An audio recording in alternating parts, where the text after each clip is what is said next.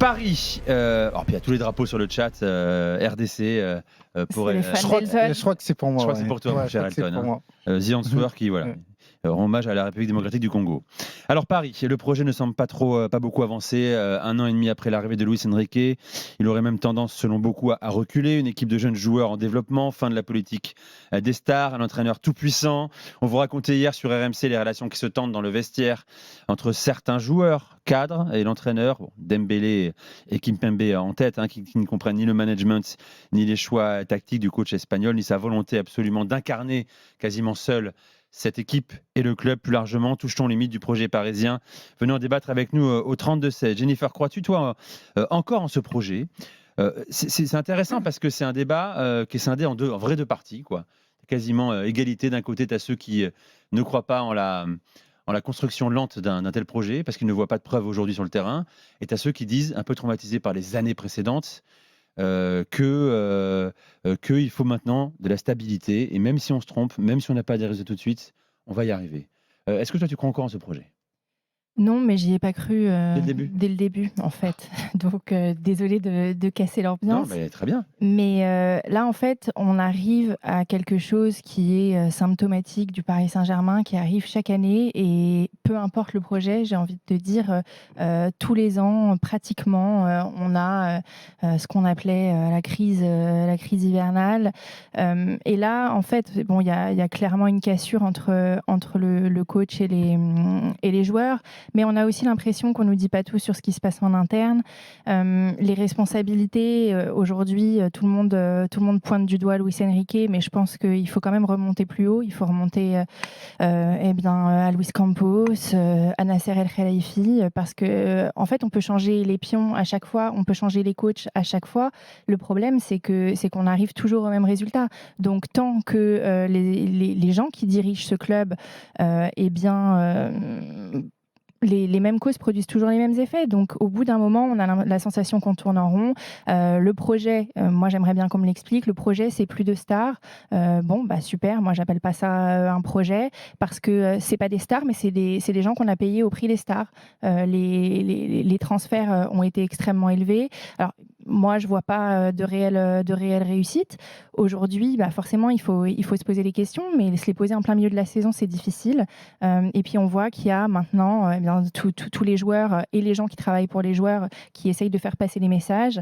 Et je pense que l'hiver va être compliqué pour le Paris Saint-Germain. Elton. En fait, pour moi, je pense qu'il y a une hypocrisie parce que quand on parle de projet, quand on parle d'avoir de la patience autour du projet, il faut toujours préciser que le projet, il est tributaire du résultat. Alors oui, du côté de la Ligue 1, tu es quand même invaincu. Tu as 7 points d'avance et sur l'Olympique de Marseille et sur Monaco. Et par contre, on sait très bien que la carte de visite du PSG, c'est davantage en Ligue des Champions. Et en Ligue des Champions, tes résultats, ils sont insuffisants pour ne pas dire plus.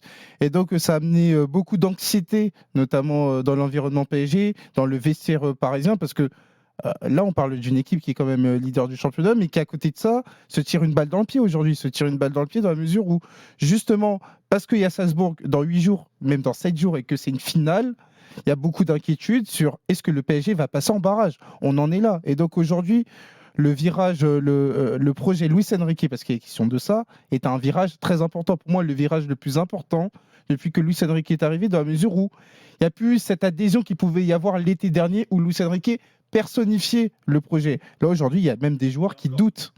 Il y a encore beaucoup d'adhérents. On le voit tous les soirs dans l'after, régulièrement. Non, mais moi, ce qui m'intéresse, il y a beaucoup de défenseurs. Non, mais moi, ce qui m'intéresse, c'est au sein même du vestiaire. Oui. Parce que si c'est de l'extérieur, il n'y a pas de souci. Mais moi, ce qui m'intéresse, c'est l'adhésion dans le vestiaire. Et aujourd'hui, on sait très bien que ce n'est pas nécessairement le cas. Bon. Damien, c'est intéressant ce qu'il dit, Elton. Certaines fritures dans le vestiaire, certains joueurs, soit qui ne comprennent pas son management, soit qui regrettent de ne pas être réintégrés, comme Kimpembe dans l'absolu. Certains ont mal vécu également le documentaire, où c'est une glorification de l'entraîneur Luis Enrique, documentaire Movistar. Est-ce que tu peux comprendre, toi, l'agacement des joueurs ? D'autres diront les joueurs ne sont pas bons non plus. Moi, je peux comprendre l'agacement, surtout par rapport au documentaire où on l'a vu un peu vraiment se mettre en scène et c'est assez fort dans les propos parfois. Après, par rapport à ce que disait Elton sur le vestiaire, quels sont les joueurs qui se sont exprimés ? Est-ce qu'on a entendu les joueurs qui font une grosse saison, ou en tout cas une bonne saison comme Hakimi parler sur le coach, ou Marquinhos, ou Pacho venir et dire ouais moi j'aime pas Luis Enrique. C'est là aussi où moi j'ai envie de mettre un petit peu un bémol sur les propos, c'est que c'est souvent ceux qui sont en difficulté ou ceux qui ne jouent pas qu'on entend parler. Donc pour moi aujourd'hui il y a une cassure. Alors peut-être qu'il y a une cassure, on n'est pas dans l'intime et les gens peuvent, et Jennifer le disait très bien, les entourages peuvent divulguer ce qu'ils veulent. Parce que ça va très vite aujourd'hui, si on pose une info quelque part, aller relayer fois 1000 dans l'heure. J'aimerais vraiment, en tout cas, et j'aimerais aller savoir ce qui s'y passe vraiment. Après, sur la viabilité du projet, j'ai été un des partisans au départ de dire qu'il fallait lui laisser du temps, que ce projet-là, il ne concernait pas la Ligue des Champions, mais plutôt dans la durée, la Ligue des Champions arriverait, pas cette année. C'était plus, moi en tout cas, je le ressentais plus comme ça. C'était de faire venir des plus jeunes joueurs, en tout cas avec un gros potentiel, et de monter avec cette équipe-là. Après, il va, comme le dit Elton, c'est les résultats qui vont parler pour lui. S'il ne se qualifie pas en Ligue des Champions, ben ça va peut-être. Parce que je pense qu'aujourd'hui, voire même siffler la fin de la récréation pour lui, peut-être. Non, mais je pense qu'il y a un delta aujourd'hui entre ne pas être dans le dernier carré de Ligue des Champions et ne pas être en barrage de Ligue des Champions. Si le PSG n'est pas en demi-finale de Ligue des Champions, est éliminé en quart, voire en huitième de finale, alors bien évidemment, il y aura toujours des critiques, mais là par contre, si tu te qualifies pas en barrage, et Dieu sait qu'il faut le faire pour ne pas être dans les 24 premiers, c'est sûr que la crédibilité du projet prend un énorme coup. Et toutes les personnes, toutes les composantes du club en sont vraiment conscientes. Il y a la question des cas individuels aussi, puisque ça on le sait, plusieurs médias le disent aujourd'hui, on est relativement bien informé sur Ousmane Dembélé notamment, qui lui s'agace. Il ne le dit pas directement. Il s'agace face à un jeu stéréotypé, un cadre trop défini par Luis Enrique. Est-ce que c'est entendable ça, Damien, justement ? Tu l'as dit, Ousmane Dembélé, après, manque de confiance, les joueurs, manque d'efficacité. ils ont le droit d'exprimer quelque chose. Moi, ce qui me dérange, c'est que ça sorte dans la presse et que ce soit répandu un peu partout. Si demain, tu ne comprends pas une consigne ou si demain, tu as un problème sur un positionnement qu'on te demande et que tu ailles dans le vestiaire du coach et que tu disais, écoutez coach, là-dessus, j'ai un doute, je ne suis pas sûr. Est-ce que c'est bien si moi, je rentre à l'intérieur, je m'y sens pas à l'aise ou autre chose, hein. Je pense qu'il peut y avoir un dialogue en interne qui doit être plus facile. Alors après, peut-être que Luis Enrique n'est peut-être pas comme ça, il ouvre pas sa porte et puis il discute avec les mecs, on n'en sait rien. Mais moi, ce que je trouve dommage, c'est que ça se soit exposé en public, quoi, comme ça, de cette façon-là, en plus, par les agents ou des amis qui ont des contacts à travers la presse ou autres. Après, bien sûr qu'on peut ne pas entendre une consigne, on ne peut pas comprendre un entraîneur, mais de là à venir le remettre en question et à se braquer avec lui parce qu'on n'est pas d'accord sur un positionnement ou sur une consigne, pour moi, c'est un peu trop. Mais Jennifer, Jennifer, je me tourne vers toi qui connaît bien les joueurs, les entourages de joueurs également. Dans ce cas précis, parce que les infos nous reviennent par l'entourage du joueur en général. C'est rarement directement par le joueur, hein. En général, c'est la famille, les proches qui finissent par répondre à des questions qu'on peut leur poser au téléphone.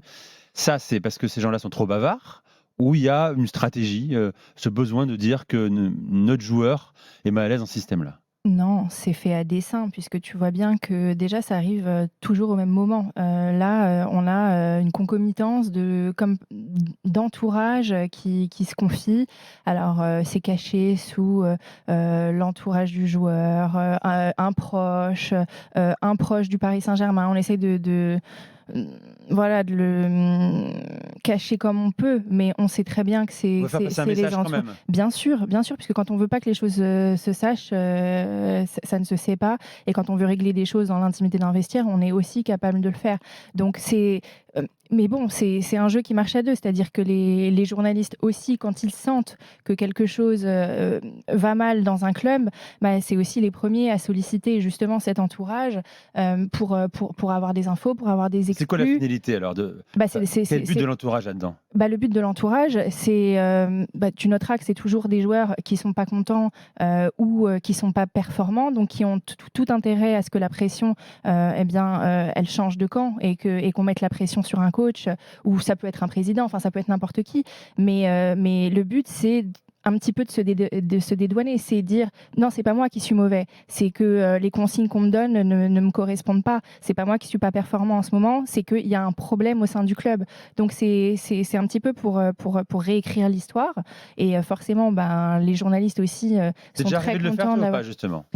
Alors, non, mais si ça pouvait porter ses fruits, justement, par exemple. Mais Écoute, le coach n'entend plus, tu fais plus jouer. Mais on va évidemment, parler. mais par contre, il faut faire les choses intelligemment. C'est-à-dire que là, on sait très clairement qui parle à qui et comment ça se passe. C'est la même chose qui peut se passer pendant les mercatos. On voit très bien qu'il y a des rumeurs qui sortent à des moments clés et qui sont la plupart du temps pas du tout avérées, mais qui servent à une renégociation de contrat, à une prolongation. Et tout le monde joue à ça. Mais on parlait de Luis Campos qui est en renégociation de son contrat. En pleine négociation de son contrat, on entend que, comme par hasard, Arsenal serait intéressé pour le récupérer. Enfin, tout le monde joue à ça, en fait. Donc, il faut savoir le décrypter. Maintenant, les gens qui sont à l'intérieur et qui sont des professionnels du foot savent que c'est de la poudre aux yeux. Mais malheureusement, tout le monde en parle, c'est repris, c'est amplifié, ça peut être repris même à l'étranger. L'exemple actuel, c'est, je m'écarte un peu, mais Mo Salah, qui en 2 semaines, en 2 week-ends, parle à la presse de son avenir, ce qu'il fait absolument jamais, en disant je ne sais pas où je serai, peut-être mon dernier match avec Liverpool contre City. Là, on est d'accord, c'est l'agent qui l'envoie parler pour exciter un petit peu soit Liverpool, soit le marché européen. Il peut le faire de lui-même. C'est un joueur expérimenté qui sait aussi jouer avec les ficelles de la presse. Mais je veux dire que c'est du classique. Moi, ça me surprend pas. Mais la finalité de ça, c'est que tout le monde y trouve son compte. C'est-à-dire que le joueur qui est frustré ou qui n'est pas content, il a sa news qui sort et du coup, il commence à y avoir une pression sur le club. Et le journaliste qui arrive à avoir cette exclu, il a son info, il est le premier à l'avoir.